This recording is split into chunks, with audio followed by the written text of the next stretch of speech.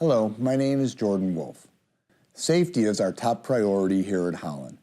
Our goal is to consistently outperform the safety record of the safest Class 1 railroads en route to having 0 injuries. Our promise to you is to provide you with all of the necessary equipment and training to perform your job safely. You should be continually looking out for not only your own safety, but that of your teammates as well, including stopping the line whenever necessary.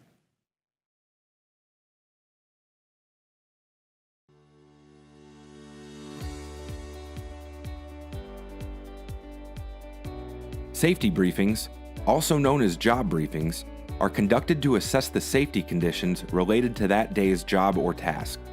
Safety briefings must be conducted before beginning a work activity, when work conditions change, and when another person joins the crew.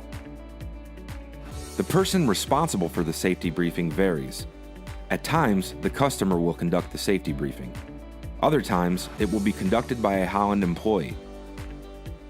It is your responsibility to ensure all the Holland-specific topics have been covered for Holland employees if the required topics are not covered by the customer's job briefing.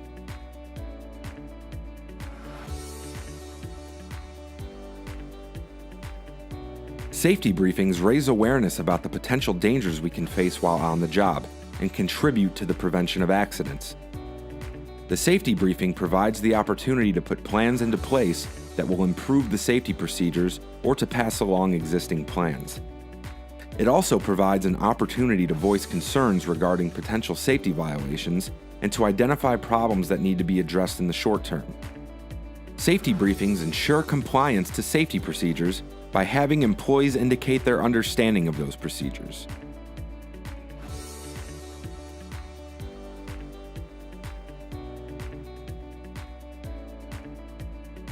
There are 8 topics that must be addressed during a safety briefing. Let's take a look at each one of these topics.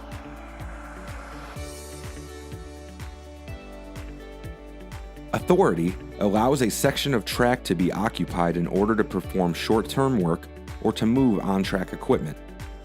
Authority is typically requested by the employee in charge, or EIC, and authorized by the dispatcher. It is usually provided in paper form, such as a track and time form, a TWC form, or a DTC form. Holland employees must know the authority number they are working under at all times.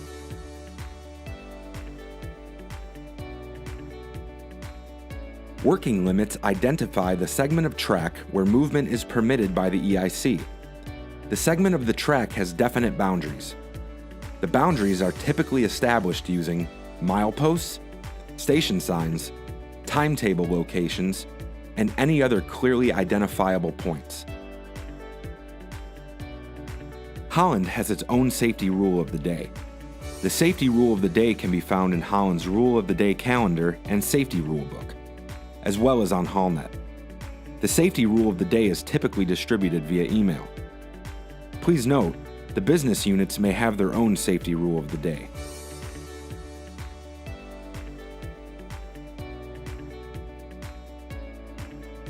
The critical safety focus of the month is sent to employees each month via email. It can also be found on HallNet. Each employee should identify a potential hazard in the work area. We'll go ahead and start the situational hazards. There's a lot of people out here today, so we're all going to be working around each other. Make sure whenever you're swinging tools or anything of that nature, you spread out. That way nobody's running into each other. Yesterday, at the end of the job, when we was knocking all the anchors, there was a bunch of guys together. I know everybody tried to help, but just kind of like leave some space in between you guys, that way you don't get hurt when somebody's swinging the hammer.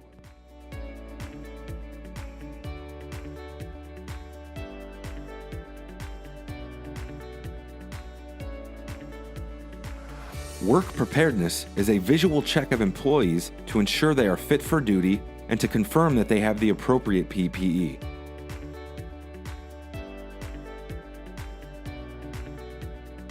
While we don't want to think about an emergency occurring during work, we know they do. As part of the safety briefing, procedures for what to do in an emergency situation must be covered.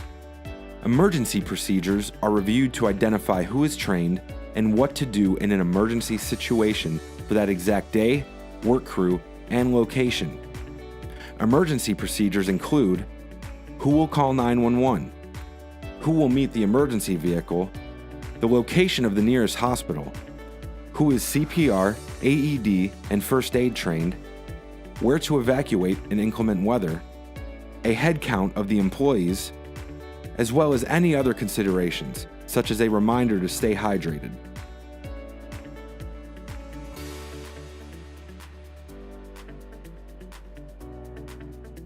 Before doing any physically demanding activity, it's important to stretch your major muscle groups.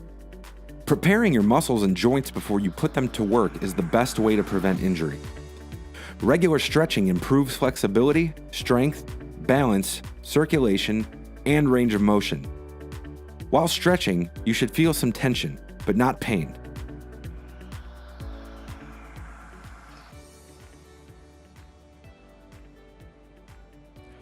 Stretch this out nice and good.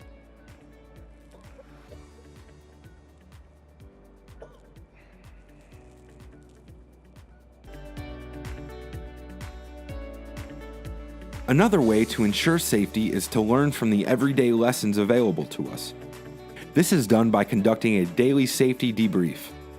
The debrief looks at what happened that day. Were there any injuries or near misses? If so, what tactics, procedures, decision, or actions led up to the near miss or injury? The safety debrief is focused on improving performance, not placing blame. Any person can introduce any subject for discussion and recommendations as long as the focus remains on that day's work. Additionally, the debrief includes a post-workday check of PPE.